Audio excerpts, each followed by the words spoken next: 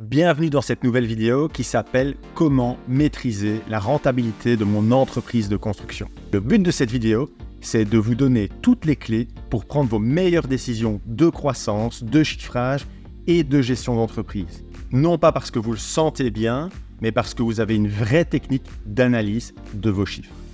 Allez, c'est parti. Prenons l'exemple d'une entreprise qui réalise 400 000 € de chiffre d'affaires.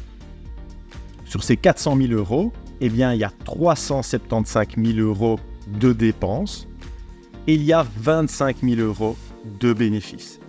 Et déjà là, on peut voir que le bénéfice représente 6% de votre chiffre d'affaires. Alors maintenant, on va se concentrer sur les dépenses car beaucoup de choses se jouent à cet endroit. Il y a deux types de dépenses.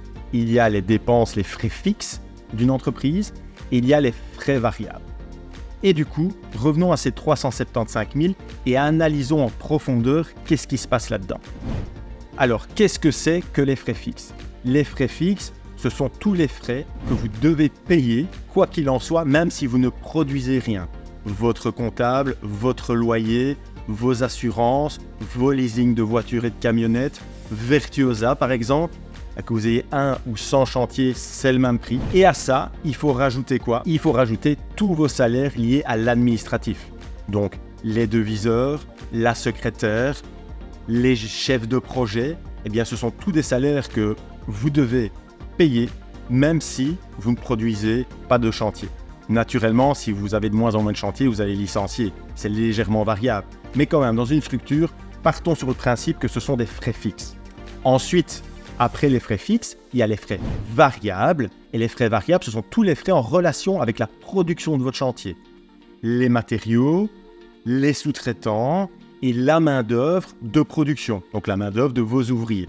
Si on revient aux frais fixes, imaginons que tous les frais fixes de votre entreprise, donc le comptable, les leasings, les loyers, les salaires administratifs, etc., représentent 100 000 €. Et donc là, on peut s'apercevoir que sur les 400 000 € de chiffre d'affaires, vous avez 100 000 € de frais fixes, ce qui représente 25%. Et ces 25% sont vraiment à retenir pour le reste de l'exercice. Et qu'est-ce qu'on a vu jusqu'à présent ?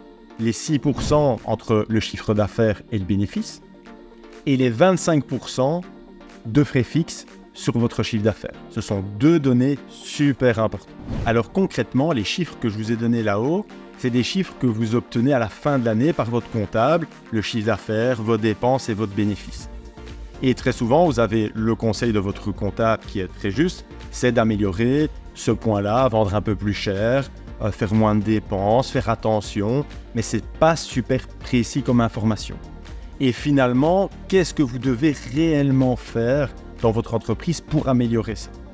Si on analyse et si on dézoome la situation, qu'est-ce qu'on a dans un bilan ?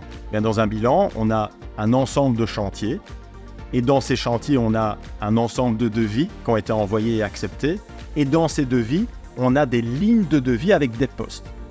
C'est là où tout se joue. Mieux vous allez maîtriser la marge, vos frais fixes dans les lignes de vos devis, plus de vos devis seront meilleurs, plus vos chantiers seront rentables et plus votre entreprise aura du bénéfice. Prenons l'exemple d'un entrepreneur qui veut budgétiser une ligne de devis d'un mur, de la construction d'un mur et qui est le reflet de ces 400 000 € de chiffre d'affaires, ces 25% de frais fixes et ces 6% de bénéfices. Il va commencer par calculer par exemple, les 10 blocs à 2 € qui donnent 20 €. Il va calculer les 10 heures de main-d'œuvre à 40 € qui représentent 400 €. Et donc, le total de cette ligne de devis au prix d'achat représente 420 €. À ces 420 €, on rajoute les frais fixes de 25% et on rajoute les 6% de bénéfices qui vont donner 556 €.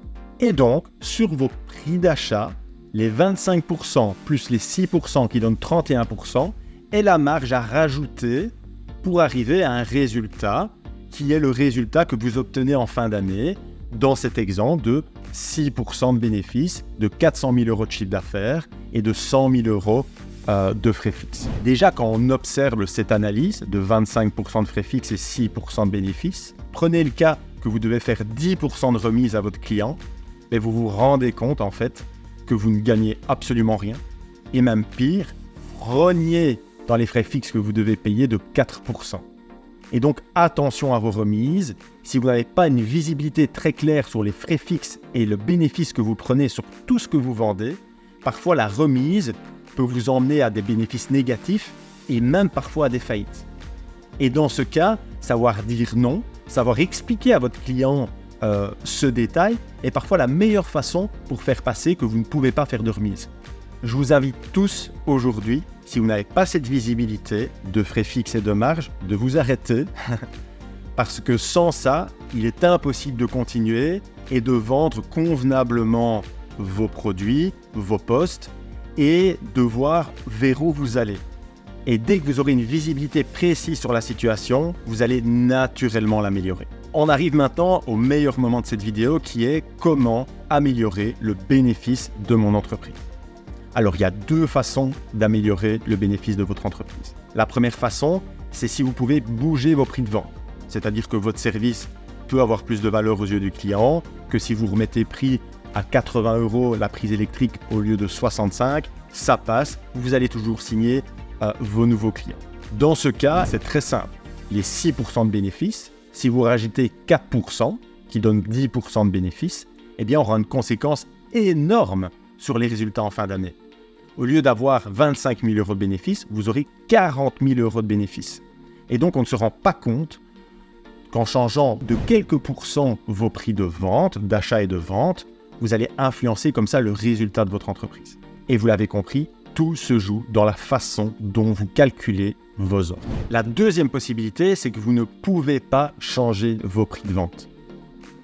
Dans votre marché, impossible de vendre une prise plus chère que 65 €, impossible de vendre la fourniture et pose d'une tuile plus que de 70 €, mais vous voulez plus de bénéfices. Il n'y a pas d'autre solution que de diminuer vos frais fixes. Et diminuer les frais fixes, c'est renégocier les honoraires, renégocier les assurances, peut-être avoir un loyer plus bas, acheter mieux vos camionnettes. Et par exemple, dans mon entreprise, le département admin, donc la secrétaire, a pour mission de remettre en question quelques fois par an les honoraires, les assurances, d'optimiser tout ce qui peut l'être. Et ça fait diminuer les frais fixes.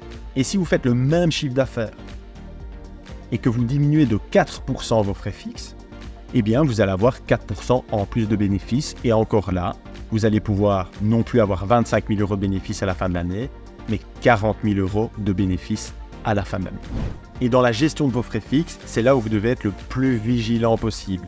À chaque fois que vous voulez acheter une grue, un camion, un nouvel entrepôt, des nouveaux bureaux, un nouvel équipement, une nouvelle décoration, que sais-je, la question à vous poser, les questions à vous poser sont: quelles sont les conséquences sur mon chiffre d'affaires? Est-ce que ça va me permettre de vendre plus? Quelles sont les conséquences sur mes frais fixes? Quelles sont les conséquences sur mon bénéfice? Et à chaque fois que vous faites un investissement, posez-vous ces questions. En gros, continuez à faire ce que vous faites tout en rajoutant ce côté pertinent et chiffré dans vos choix. Je vous invite à retranscrire depuis le début de la vidéo tous les chiffres, mais avec vos chiffres, peut-être en compagnie de votre comptable, afin d'avoir une vision très claire de votre situation, afin que vous puissiez incarner et comprendre ce qui se passe dans les résultats de votre entreprise. J'espère que dans cette vidéo, je vous ai donné envie d'encore mieux comprendre ce qui se passe dans les chiffres de votre entreprise et que je vous ai donné envie de vous améliorer encore et toujours.